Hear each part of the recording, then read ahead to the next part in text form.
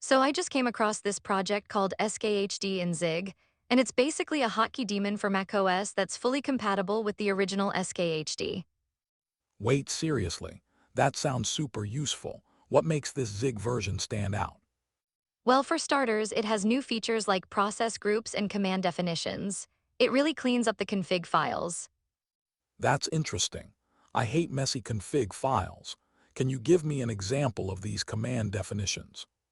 Sure, you can define reusable commands with placeholders, which means less repetition. Like instead of writing the same command multiple times, you just define it once. Oh, that's a game changer. I wonder how it handles complex commands, though. Exactly, it uses a modal system for multi-level hotkey mappings, so you can switch modes based on the context. So it's like having different sets of shortcuts, depending on what app you're using. Exactly, and it even has a hot reloading feature, which means changes take effect immediately without restarting. That's a lifesaver. How do you install it, though? Is it complicated? Not at all, you can install it via Homebrew or download pre-built binaries directly from GitHub. Nice. What about running it as a service? I imagine you'd want it to start automatically. Yes, you can install and start skhd as a service, so it launches at login, which is super handy. And does it log errors too? That could help with troubleshooting.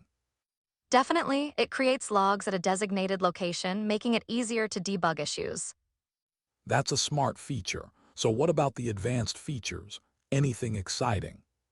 Oh, it's got a blacklist feature to exclude apps from hotkey processing, super useful for avoiding conflicts. That's genius. Many times I accidentally trigger shortcuts in apps I don't want to. Right, and it also supports special keys and even left-right modifier distinctions. What do you mean by that? Like distinguishing between left and right control keys. Exactly, so you can map them differently if needed. It adds a layer of customization. That's pretty flexible. But are there any downsides to using this? Well, the complexity might be overwhelming for beginners, especially with all the features. That's a fair point. It can be daunting to set up something with so many features. Plus, if you're not familiar with Zig, there might be a learning curve. True, and what about performance? Does it have an impact? They've optimized it for performance, especially in release builds, very low latency hotkey processing. Sounds like they really thought this through. Is there a community around it? Yes, it's open source, so contributions and community feedback are welcome. That's always a good sign. Have you tried it out yourself? Not yet, but I'm definitely tempted. I love the idea of customizing my workflow. Same here. I think I might give it a shot too. It sounds like it could save a lot of time. For sure, and I'm curious to see how it compares to other hotkey tools we've used.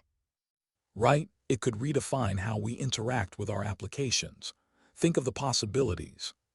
Absolutely, I can already imagine the efficiency boost, but I wonder how user-friendly the documentation is. Good point, because without clear docs, even the best tools can become frustrating. Exactly, so it'll be interesting to see how that plays out with new users. And how quickly they can adapt to all the features. I think we might have to explore it together. Definitely, let's make a plan to try it out and compare notes. I love that idea. It'll be like our own little tech experiment. Exactly, plus I think diving into the details will give us more insights.